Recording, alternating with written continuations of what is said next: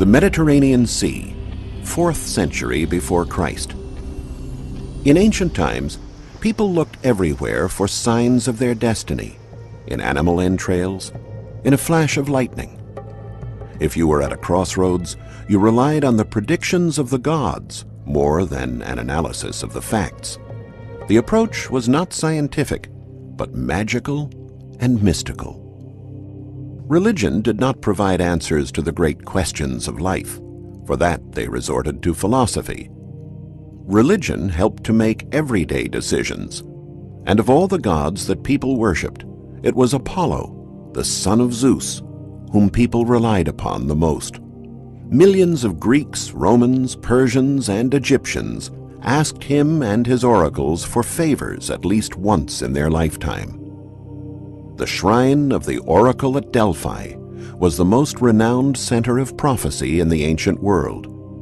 Come with us as we examine the sanctuaries of Apollo to discover why people relied so heavily on rites and religions, and why Apollo was at the center of this worship.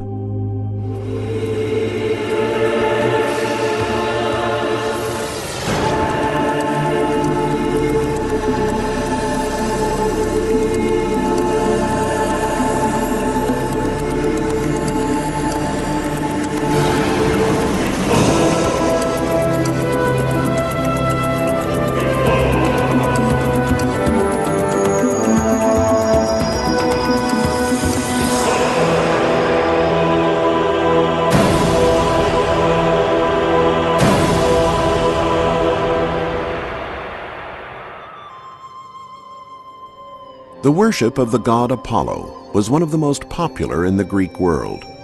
The oracles of Apollo were the prophecies the god handed down to believers. Apollo was the voice of Zeus, his father, and his oracles were therefore the will of the supreme god of Olympus. The worship of Apollo was a Greek rite, although a large number of foreigners also came in search of predictions. Even the Romans came to venerate this divinity, since there was widespread belief in the oracles.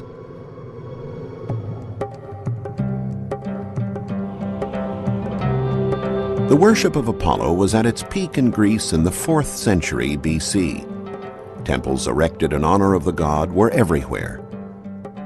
3 of the biggest and most important sanctuaries, which for various reasons had some claim to fame, were the sanctuary on the island of Delos in the Cyclades, the one at Delphi in Phocis, and the one at Didyma near the city of Miletus in Ionia, present-day Turkey. Apart from being the god of prophecy, Apollo was also the god of light and the god of the arts, music in particular. Important music competitions were often held at his sanctuaries. The sanctuary on the island of Delos became so important that it carved out a unique place in history. According to an Athenian edict of the 5th century BC, it was prohibited to be born or to die on this island. Yet Delos was not a desert island, for the city had many magnificent colonnaded streets. And judging from these remains, people used to produce, trade, and live there. So how was it possible that birth and death were banned in a place humming with activity as Delos was?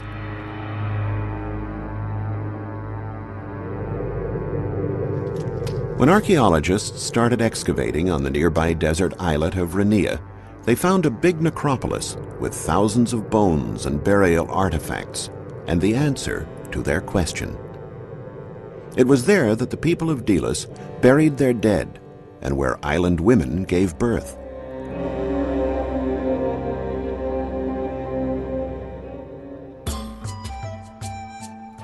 No one was allowed to be born or die on Delos because the island was considered sacred. It was here, according to legend, that Apollo was born.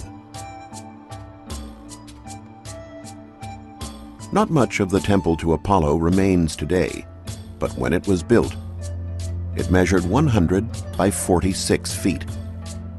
It also had a monumental statue of the god in front that was 26 feet high, higher than the temple itself.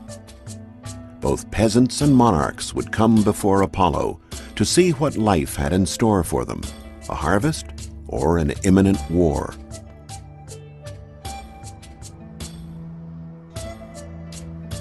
However, the god could not influence fate, which to the Greeks was already written and inevitable, even for Zeus. To pay homage to Apollo, the Delia, a festival which included athletic competitions and horse races, was held every 5 years all around the sanctuary. Music contests, including performances by numerous Greek singers, would have been a part of this as well. Here you could take lessons from elderly musicians devoted to Apollo. You could learn to play the lyre, learn the metrics of verses. You could also learn how to compose melodies and adapt them to the rhythm of poetry. If you wanted, you could compete with the great winners of the Delian singing contests. In another part of the sanctuary, archaeologists found a concave floor bordered by pavement and surrounded by the walls of an unusually long and narrow temple. When they unearthed this strange building, they called it the Temple of the Bulls, due to the striking metapiece it contained. But its purpose was still a mystery to them. The concave shape of the floor and the length of the temple led scholars to believe the building had been erected to house a great trophy, a ship, or a 165 feet long war trireme. Archaeologists reached that conclusion because for a long time Delos had been the center of the Delian League, a powerful naval alliance formed by the most important Greek cities. Besides, the concave floor would fit the hull of a ship perfectly.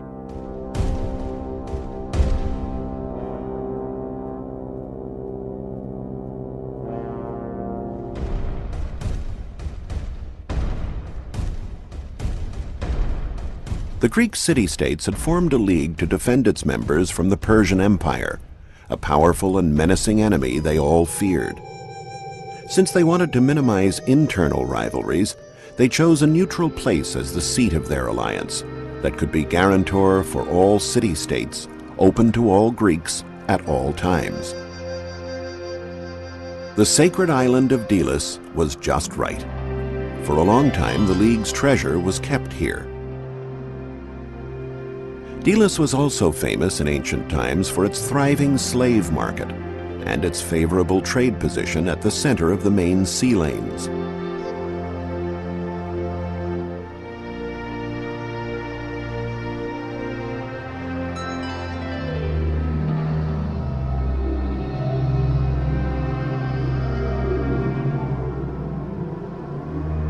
For the tiniest of islands, known originally only for its divinity worship, Delos became a place of grand importance in the Western world.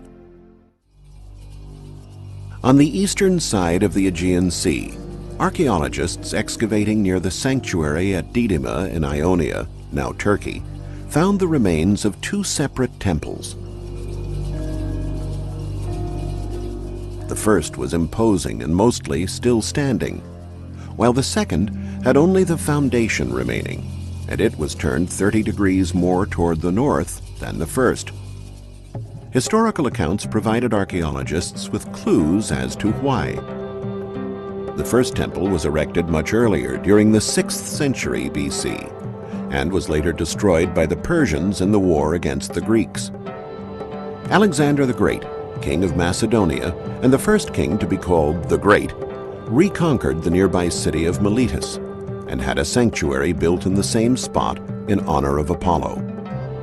Since he did nothing on a small scale, he wanted it to be enormous. And enormous it was. Picture yourself walking up the temple's front stairway, and you'll get a good idea of the building's mammoth size. After the Temple of Artemis at Ephesus and the Heraeon at Samos, the Temple of Apollo at Didyma is the third largest building ever erected in the Greek world. Its columns, whose imposing structure and decoration can be appreciated to this day, were nearly 66 feet high and richly adorned.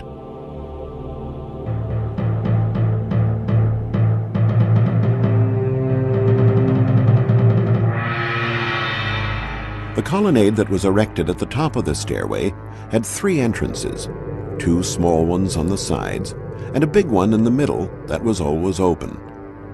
Although it was the most inviting entrance, it was prohibited to use it.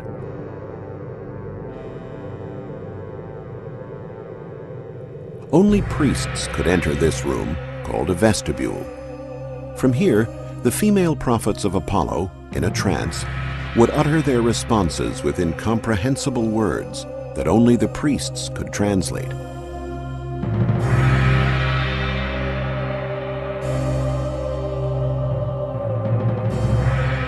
The rest of the crowd of worshippers could use either of the small side entrances to see the rest of the sanctuary. Both led to the same place.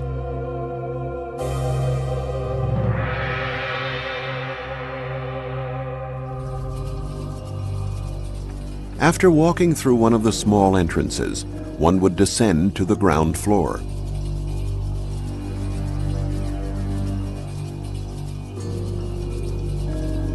At the end of a long corridor, you would finally reach the main area of the Sanctuary of Didyma, a large laurel grove that grew out of the bare earth and contained a sacred spring.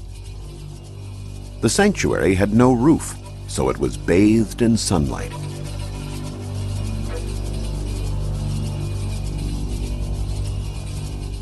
In the background, there was a small temple called a Naiskos in Greek that contained the statue of Apollo.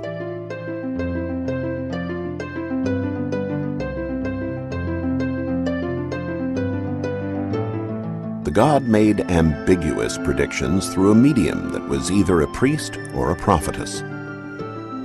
Responses were interpreted, and worshippers understood the oracle only after an event had occurred.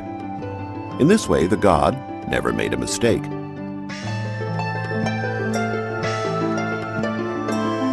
According to legend, after the temple of Didyma was rebuilt, the water of the sacred spring, which had dried up because of the plundering and burning by the Persians, started flowing again.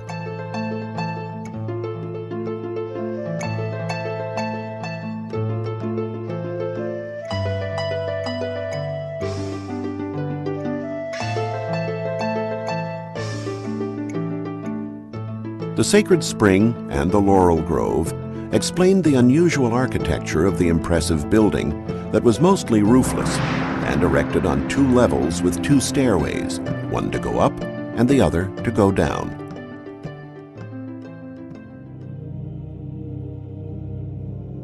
Most of the people would wait outside the temple and try to understand the words interpreted by the priests.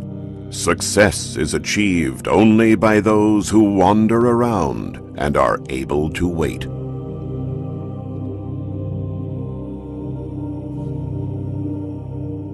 Worshippers could set off on the sacred road with this knowledge, comforted by the fact that with Apollo's words, they could not fail. The words encouraged them and filled them with self-confidence, making them surer of their own strength. Along the sacred road that led to and from the sanctuary, one would find musicians, inspired by the spiritual nature of the location, who would play their lyres and recite poetry. Almost all singers in ancient times were poets, and most used the lyre to accompany their verses. This instrument was made from tortoiseshell, which formed the resonant body. It had 2 horns and a crossbar on which cords were strung and plucked by a plectrum. In those days, musicians not only had to be good players, they had to be healthy and good-looking as well. It is said that the great Homer was not allowed to take part in a singing contest because he was blind. It was on the Greek mainland where the most renowned center for prophecy in the ancient world was located, the Sanctuary of Apollo at Delphi. In early digs, archaeologists excavating at deep layers of the ground found only votive statuary with female guise.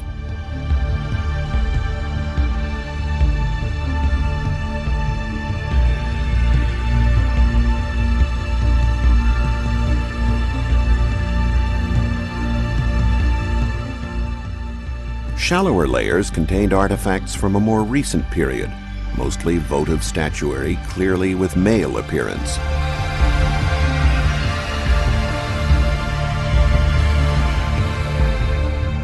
Why was there such a big difference? Once again, legend provided scholars with a key for interpreting this.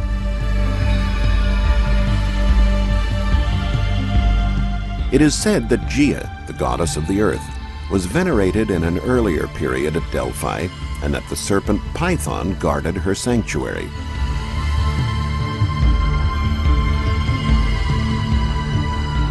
According to myth, at a certain point, Apollo grew tired of the small island of Delos where he was born, and roamed Greece in search of a suitable place to build a temple worthy of his stature. When he arrived at Delphi, he decided to erect his temple there, but had to take on the serpent Python that was the guardian. Apollo slayed it with his arrows, which is why he is often referred to as Pythian. So once again, legend has been confirmed by archaeology. The votive statues of Gaia, antiquity of the earlier period, demonstrate the existence of a temple dedicated to her, while the votive statues of Apollo prove the change in worship that occurred in the later period, and explains why they were found closer to the surface.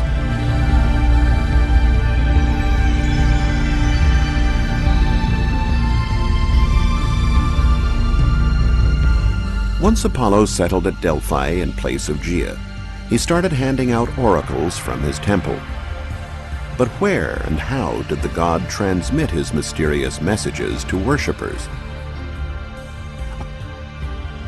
Archaeologists found an underground passage under this terrace that housed the Temple of Apollo at Delphi. The tunnel led to a hollow with crevices in a rock. Scholars compared this discovery with ancient historical sources and discovered how the rite was performed. After purifying themselves with water from the Castalian spring, Apollo's priestesses, called Pythians, descended into the basement cell. There they were surrounded by intoxicating fumes emanating from a crevice in a rock. Under the psychotropic effect of the fumes, the Pythians uttered mysterious words that the priests translated into oracles, either in prose or verse form. Although this practice might amuse us today, in ancient times even the fate of a kingdom was entrusted to the oracles. A king might decide whether or not to attack, wage war, make peace, fight back, or surrender, based on their predictions. By giving vague answers that could be interpreted in a number of ways, persuading people to act or wait, Apollo's priests ended up influencing the politics of the time. And since they had power, they could be bribed. To have a well-wishing oracle who could help obtain consensus from the people, monarchs and politicians did not mind paying the priests.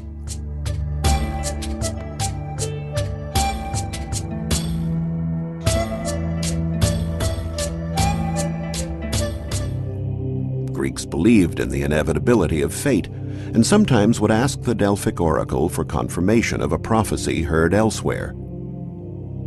Knowing that through the priests Apollo could be less ambiguous and give more details about one's future, it would behoove one to make a generous offering so the priests would be more attentive. The oracle did not cure souls nor prepare anyone for the afterlife, but simply handed out predictions that could be translated into real advantages in everyday life. If you offered Apollo a big animal, for example, he might predict you could be successful as a musician. The ancient sacred road that leads to the sanctuary, crammed today with tourists wanting to see the archaeological site, was lined in ancient times with statues and small temples. They were the treasures of Delphi that Greek writer Pausanias from the 2nd century A.D. described with an abundance of detail. This treasure of the Athenians is the best preserved one. But there were many, all containing valuables and artworks, most of which were carried off over the centuries and never found again. Yet Delphi never fails to amaze. Gold, bronze, and ivory votive objects, and a magnificent sphinx, perhaps the city's most beautiful statue, have been unearthed there. These superb objects, however, were not mentioned in Pausanias's meticulous book entitled Description of Greece. Scholars found the answer to this mystery by examining the disasters that occurred in the area, like earthquakes and the many landslides on the hills at Delphi. Had the gifts offered to Apollo been damaged in the disasters, they could no longer be displayed. That's why people were forced to bury them as offerings inside the sanctuary. So the many masterpieces, already under the ground during Pausanias's time, can now be admired at the local museum.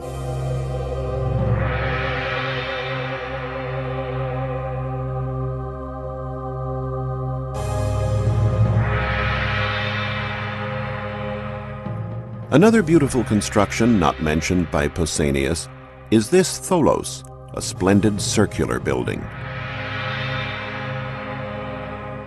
The building had a diameter of approximately 30 feet and was 23 feet high. It wasn't very big, but with its 20 columns outside and 10 inside, it expressed the Greeks' tendency to seek formal perfection. The tholos was an unusual building in classical Greece, and the one at Delphi stood at the top of its class. To worshippers, their images of the power and majesty of the gods was embodied in the beauty of this building.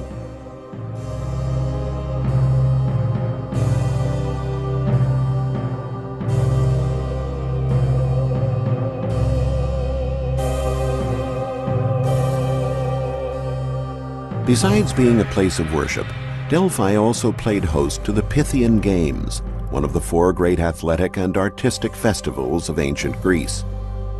Chariot races were one of the highlights of the festival, as represented by this bronze statue.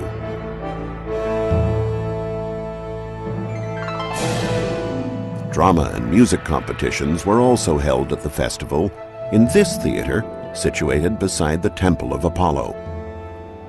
If we listen closely, we might hear one of the oracle's predictions calling out to us. Only those who have the courage to face the fiercest battles will receive the greatest rewards. The battles at the Pythian Games included competition in wrestling, running, and throwing, and the event was held every 4 years between the Olympic Games. Winners were awarded crowns of laurel wreaths, the plant worn by Apollo himself, to whom the games were dedicated. Apollo was known for his wisdom and sense of justice. He was the patron of archery and bows and showed great courage even as a child. But he was also the patron of music and the arts, and is often depicted with a lyre. His music was indeed music from the gods, music that seems to echo even today at this majestic site.